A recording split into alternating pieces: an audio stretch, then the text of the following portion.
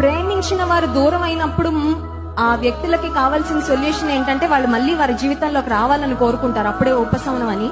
కానీ వాళ్ళు నీ కోసం మంచిది కాదు అని దేవుడు అనుకున్నప్పుడు, వాళ్ళు నీ కొరకు దేవుడు ఏర్పరిచిన లైఫ్ పార్ట్నర్ కానప్పుడు వాళ్ళని దేవుడు తీసేస్తారు. ఇందాక చెప్పినట్లు అలాంటి సమయంలో అది దేవుని యొక్క నిర్ణయం అని గమనించి, నిన్ను వద్దు అనుకున్న వాళ్ళ కోసం వెంటపడి బాధపడి ఏడ్చి టైం వేస్ట్ చేసి ఆరోగ్యం కోల్పోవడం కంటే, నిన్ను ప్రాణప్రదంగా ప్రేమించే యేసయ్య ప్రేమను ఒకసారి గుర్తు చేసుకొని, ఇందాక ఫస్ట్ సెషన్ లో పీటర్ శామ్యూల్ గారు చెప్పారు, వంచన లేని యేసయ్య ప్రేమ 4 R's దేవుని ప్రేమలో ఉన్నాయని.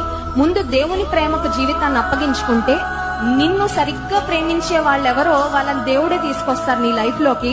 ఇంకా వాళ్ళు ఒకసారి వచ్చాక ఇంకా మళ్ళీ లైఫ్ లోంచి వాళ్ళు వెళ్ళరు, ఇలా జీవితకాలం అంతా కలిసి ఉంటారు అనమాట. హల్లెలూయా.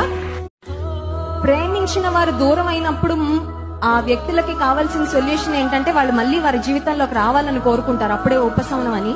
కానీ వాళ్ళు నీ కోసం మంచిది కాదు అని దేవుడు అనుకున్నప్పుడు, వాళ్ళు నీ కొరకు దేవుడు ఏర్పరిచిన లైఫ్ పార్ట్నర్ కానప్పుడు వాళ్ళని దేవుడు తీసేస్తారు. ఇందాక చెప్పినట్లు అలాంటి సమయంలో అది దేవుని యొక్క నిర్ణయం అని గమనించి, నిన్ను వద్దు అనుకున్న వాళ్ళ కోసం వెంటపడి బాధపడి ఏడ్చి టైం వేస్ట్ చేసి ఆరోగ్యం కోల్పోవడం కంటే, నిన్ను ప్రాణప్రదంగా ప్రేమించే యేసయ్య ప్రేమను ఒకసారి గుర్తు చేసుకొని, ఇందాక ఫస్ట్ సెషన్ లో పీటర్ శామ్యూల్ గారు చెప్పారు, వంచన లేని యేసయ్య ప్రేమ 4 R's దేవుని ప్రేమలో ఉన్నాయని.